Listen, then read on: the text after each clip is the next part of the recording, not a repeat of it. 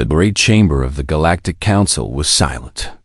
Representatives from 47 species sat in their designated seats, their eyes fixed on the human woman who stood alone at the center of the speaking floor.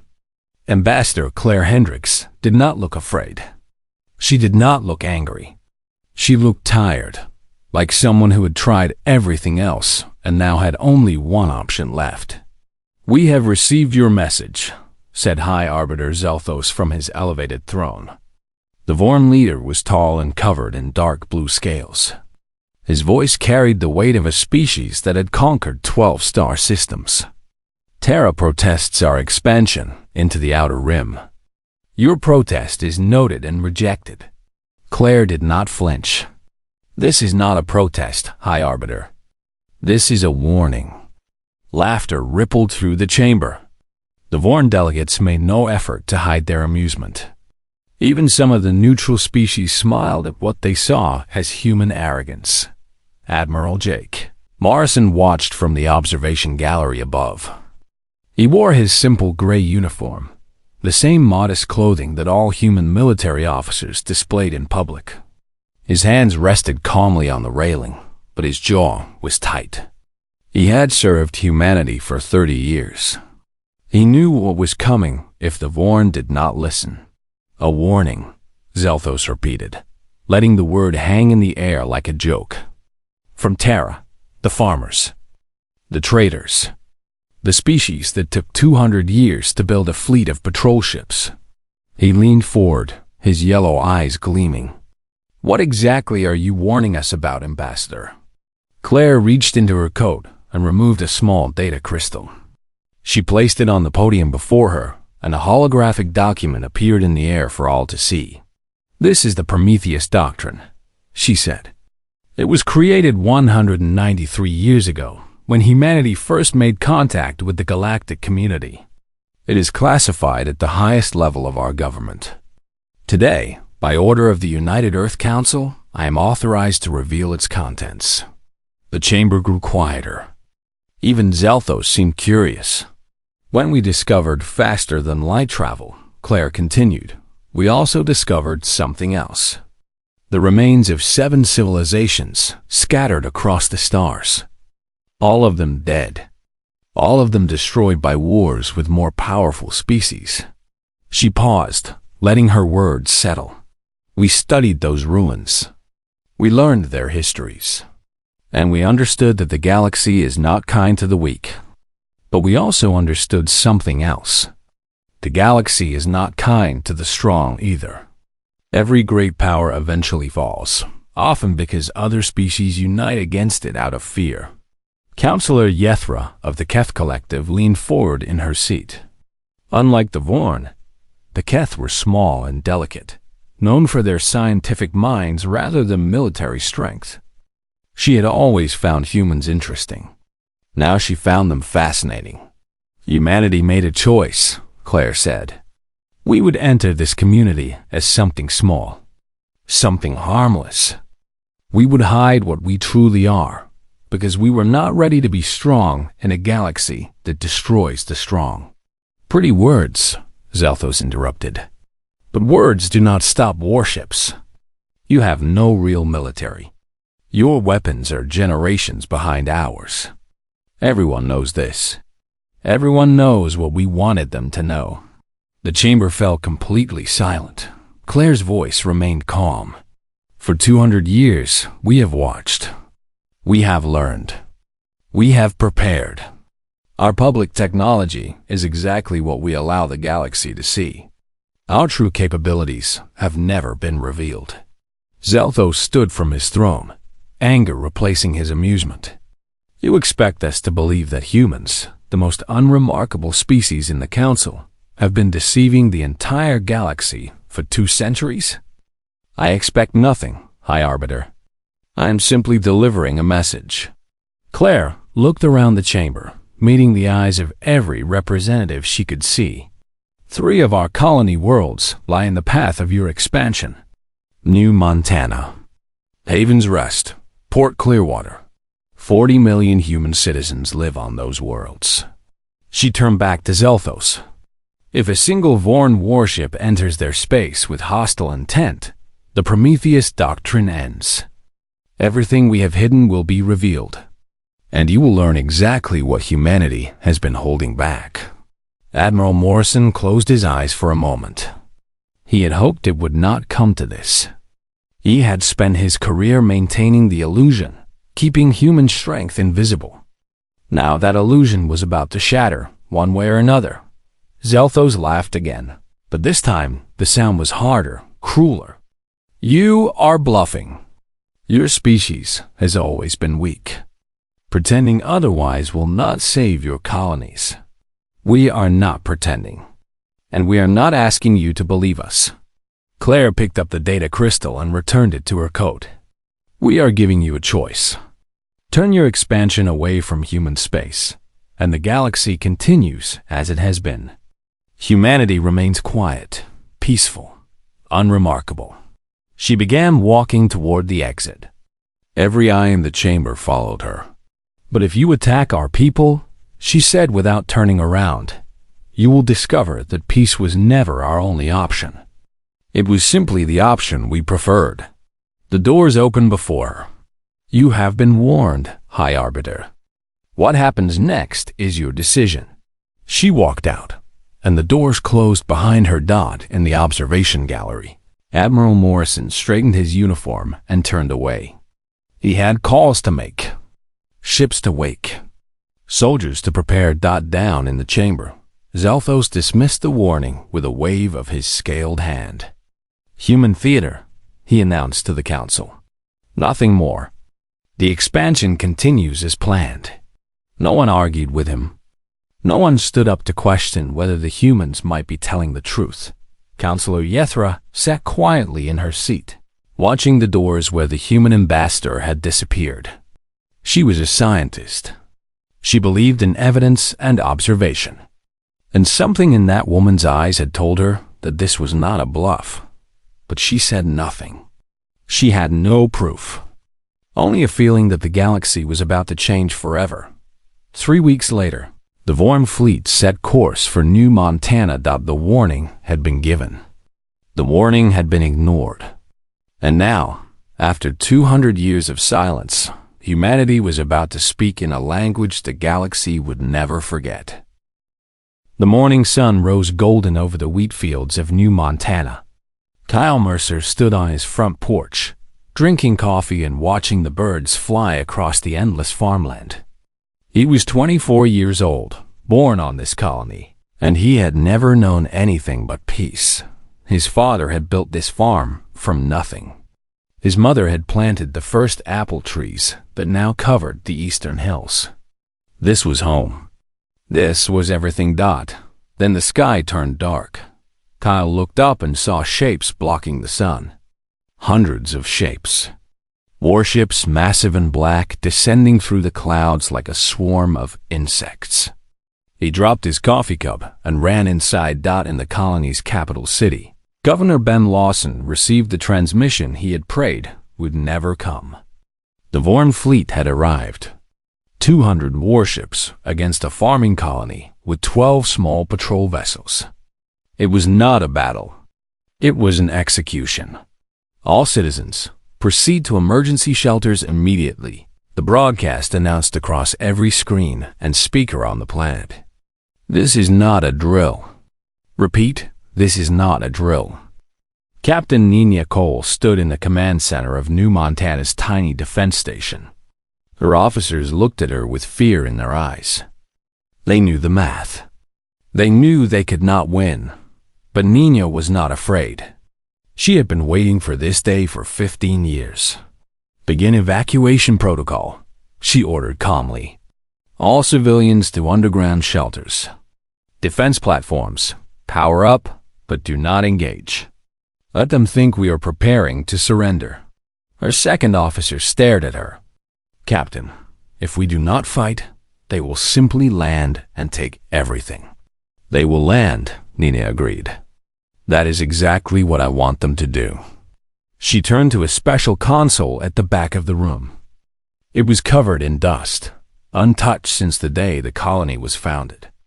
She pressed her hand against the scanner. Authorization: Cole Nina. Rank: Prometheus Officer. Code: Sleeping Giant. The console lit up with a soft blue glow in orbit. Commander Drexel watched the human colony from the bridge of his flagship. He was disappointed. He had hoped the humans would fight, would give his warriors something to do. Instead, they were running to hide in holes like frightened animals. No resistance detected, his tactical officer reported. Their defense platforms are powered, but not targeting us. Their patrol ships are retreating to the far side of the planet. Drexel clicked his teeth in disgust. Cowards. Begin landing operations. I want troops on the ground within the hour. Secure the capital first, then spread to the agricultural centers. The Vorn dropships descended like rain, carrying thousands of soldiers armed with the finest weapons in the Dominion. On the surface, Kyle Mercer huddled with his family in the shelter beneath their farm. The underground room was larger than he remembered, with thick walls and strange equipment he had never noticed before. His father had always said it was just a storm shelter. Now Kyle wondered what else his father had not told him. Why is this place so big? His younger sister asked. Their mother held her close. Your grandfather built it. He said we might need it someday. Through the shelter's viewing screen, they could see the farmland above.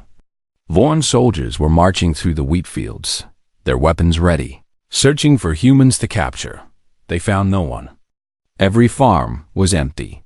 Every town was silent. The entire population of New Montana had disappeared underground in less than an hour. As if they had practiced it 1,000 times, because they had. Governor Ben Lawson sat in the deepest bunker beneath the Capitol. He opened a communication channel to Earth, using equipment that was not supposed to exist on a farming colony. New Montana to Terra Command. The Vorn have invaded. 40 million civilians are secure in shelter networks. Surface is compromised. Requesting authorization. The response came in 3 seconds, faster than any normal communication could travel across such distance. Terra Command to New Montana. Prometheus Protocol is lifted. Authorization granted. Defend your home, Governor. The fleet is already on its way. Ben closed his eyes and let out a long breath.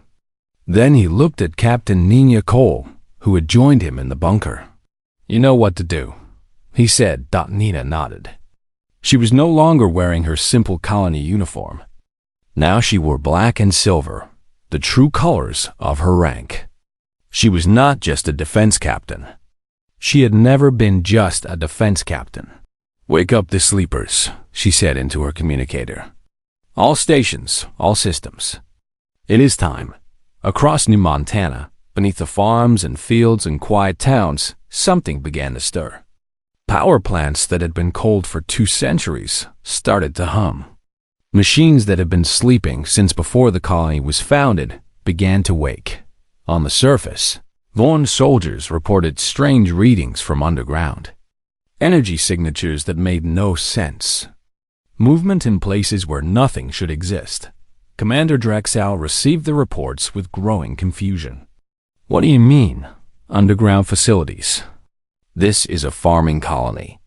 They grow wheat and raise cattle. Sir, the readings are massive. There is something beneath the surface. Something big. Before Drexel could respond, the ground began to shake. Kyle Mercer watched through the shelter screen as the wheat field outside his family's farm split open.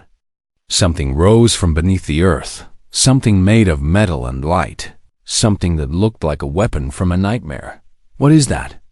His sister whispered. Kyle had no answer. He had grown up believing his world was just a peaceful farm colony.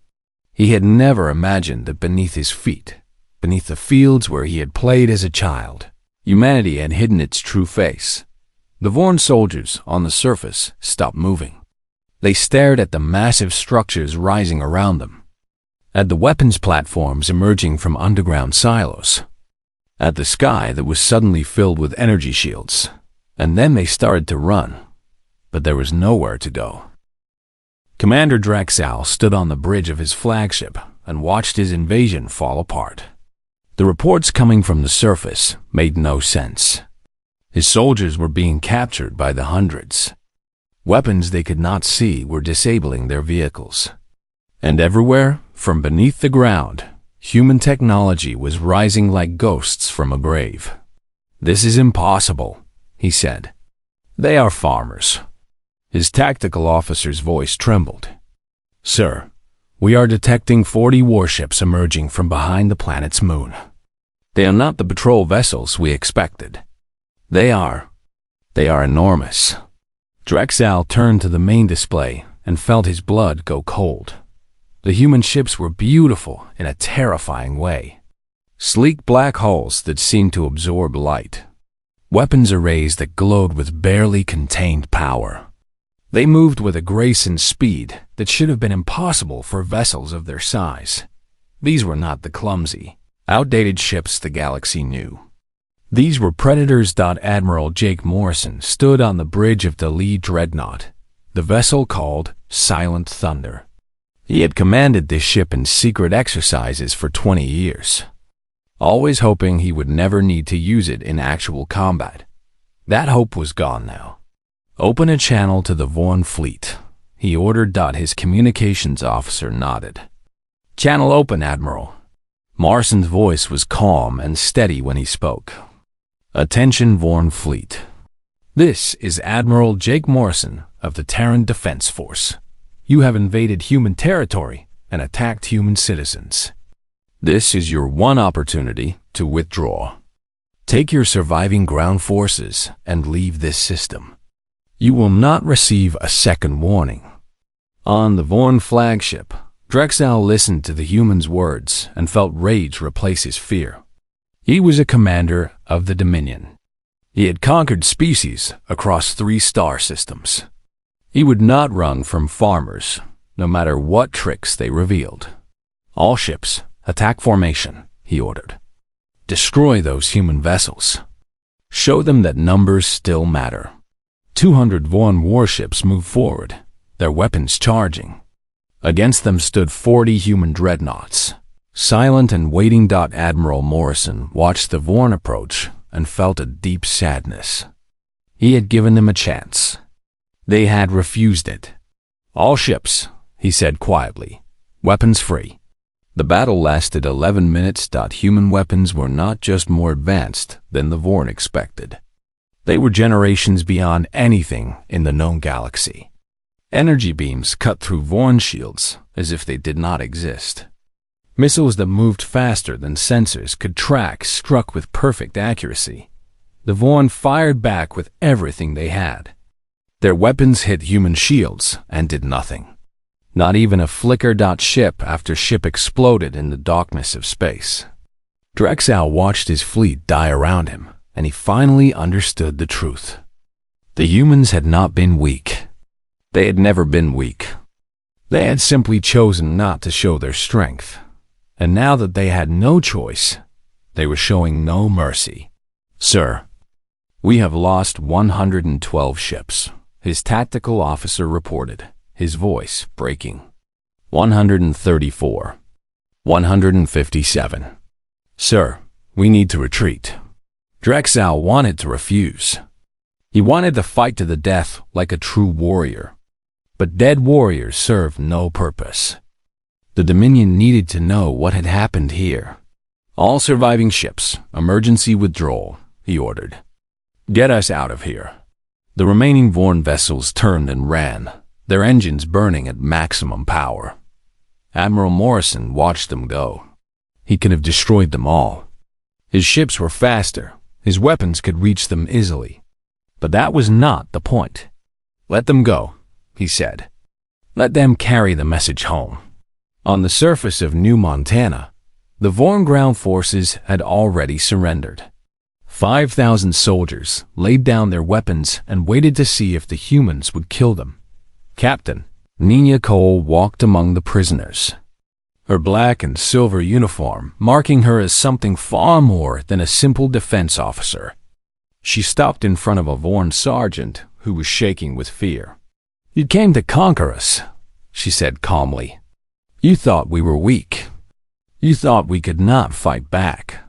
The sergeant could not meet her eyes. "We were following orders." "I know. And that is the only reason you are still alive."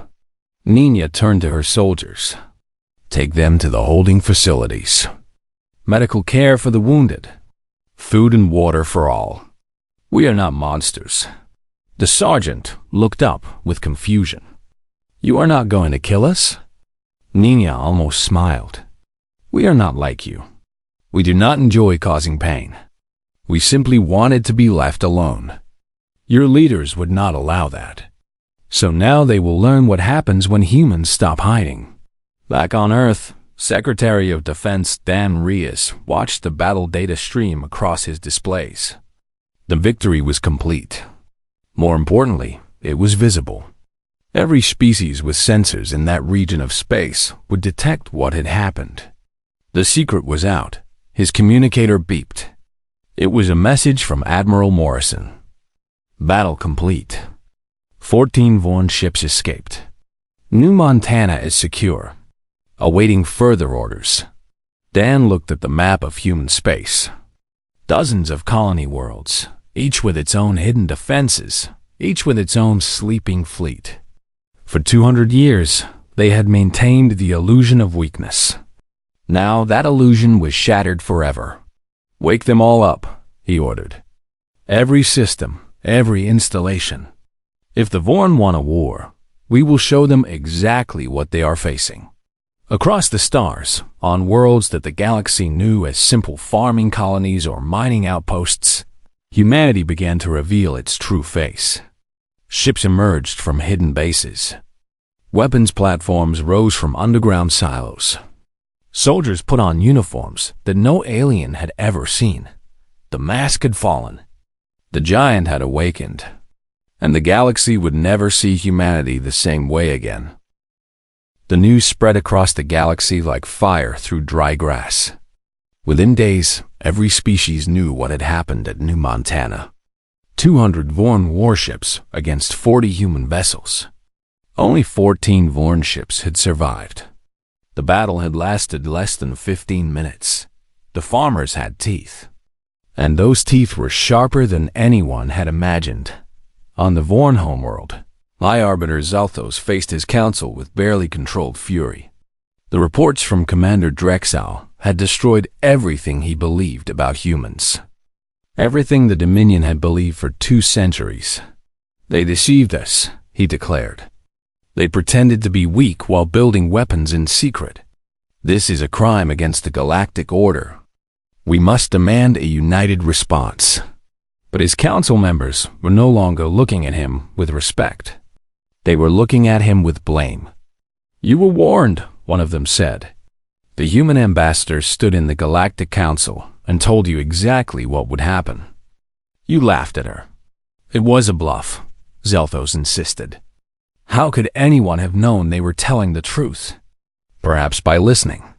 At the Galactic Council, Ambassador Claire Hendricks returned to the speaking floor.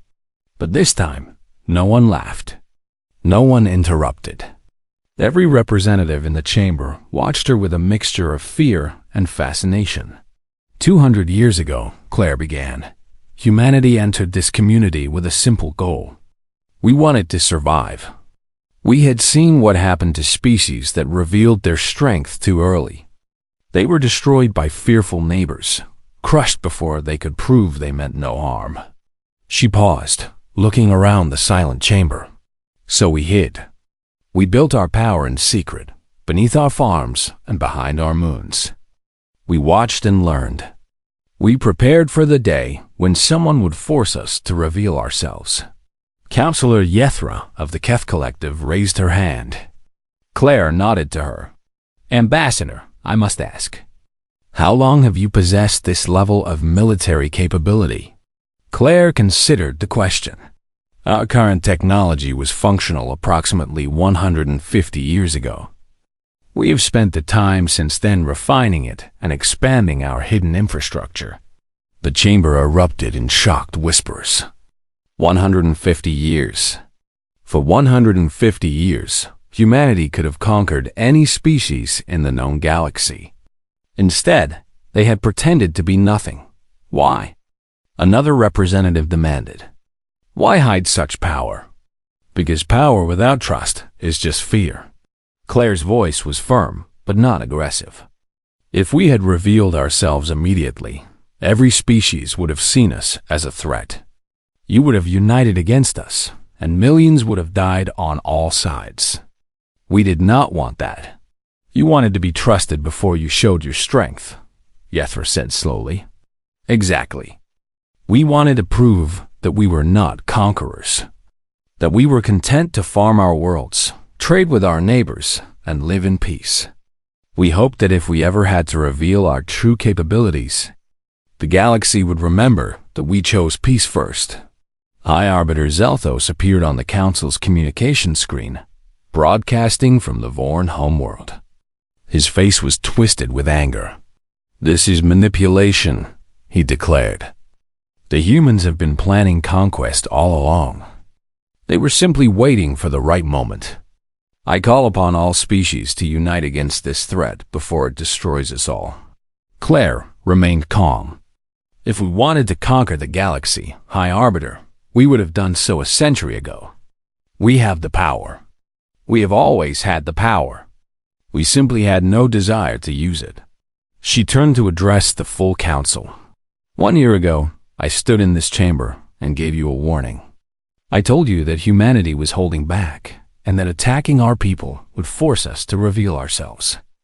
You dismissed the warning as a bluff. The Vorn invasion was not our choice. It was yours.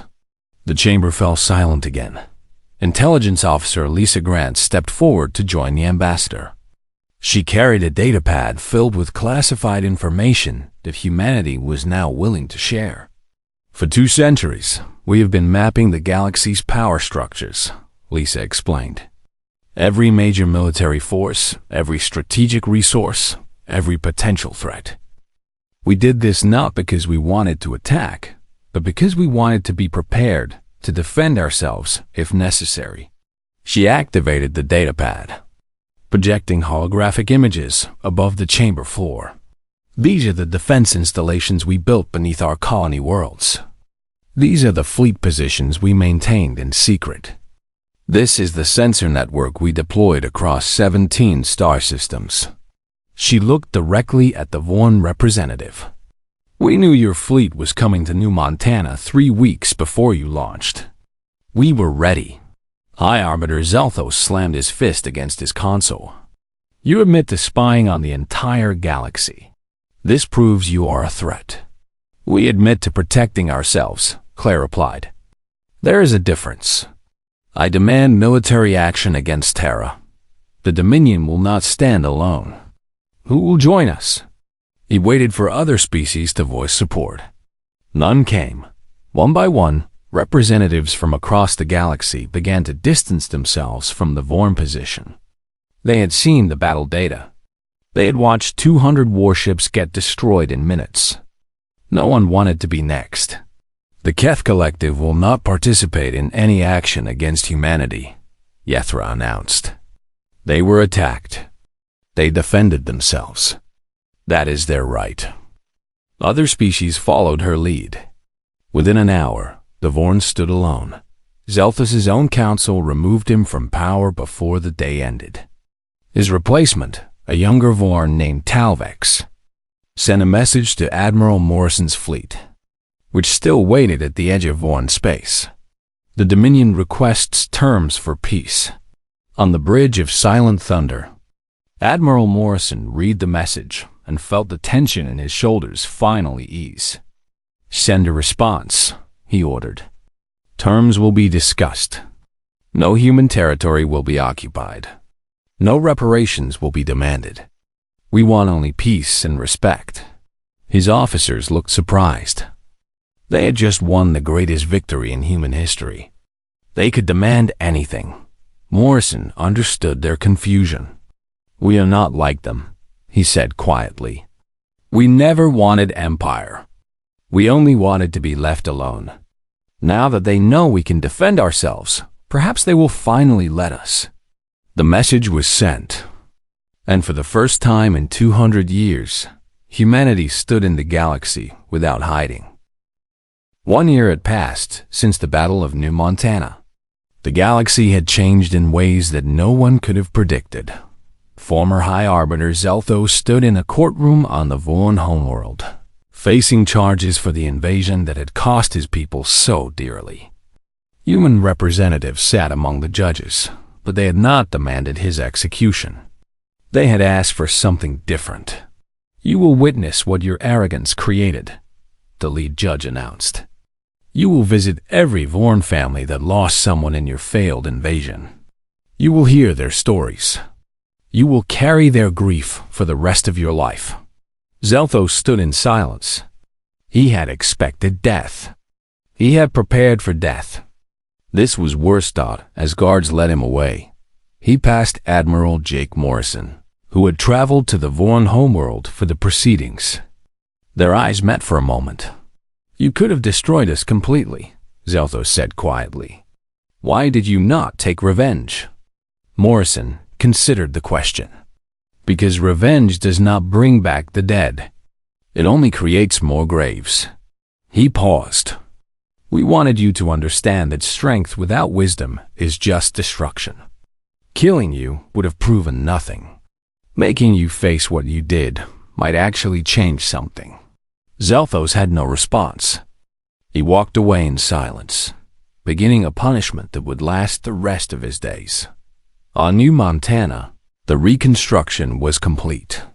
The fields that had been burned by Vorn weapons were green again. The towns that had been occupied were full of life. And beneath the surface, the defense installations remained ready. No longer hidden, but no longer needed either. Kyle Mercer stood on his porch, watching the sunset paint the wheat fields gold. His family's farm had survived the invasion. His parents were already planning the next harvest.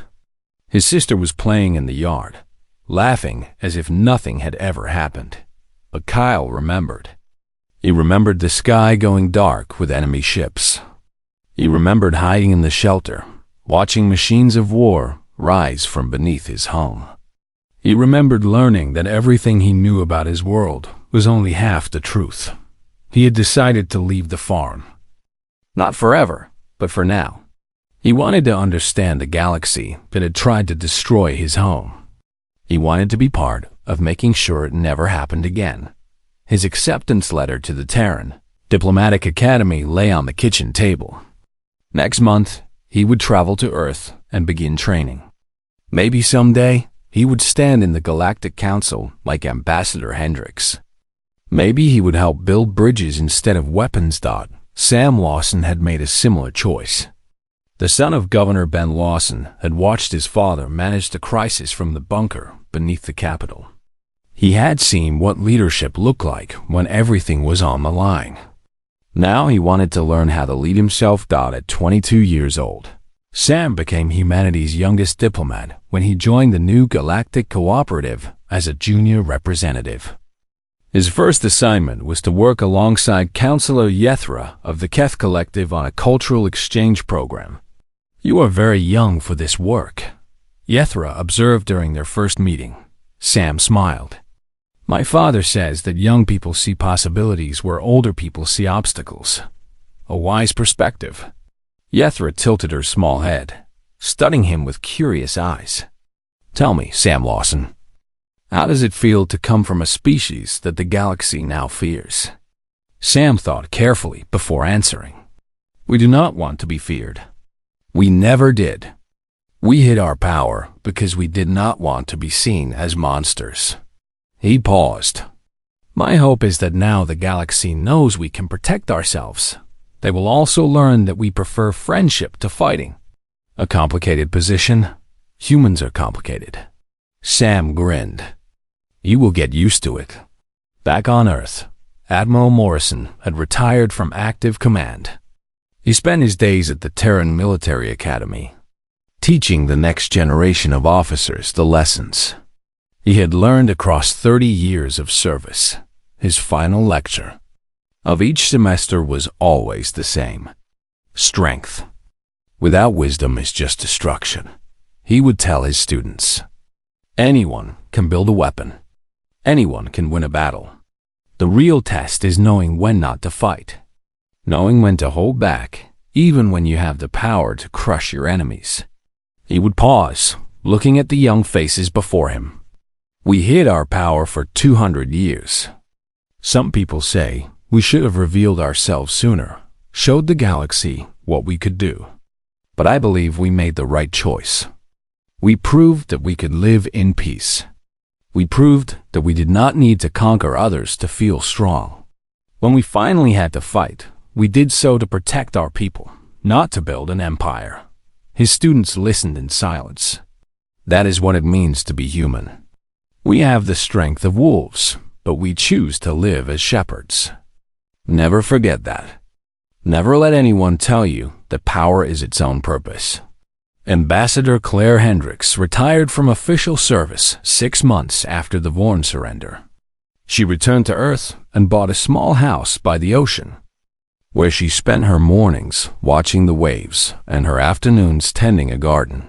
One evening, as the sun set over the water, she received a message from the Galactic Council. A new species had been discovered at the edge of explored space. They were requesting first contact with the galactic community. The council wanted Claire to lead the delegation. She read the message twice, then smiled softly to herself. She was tired.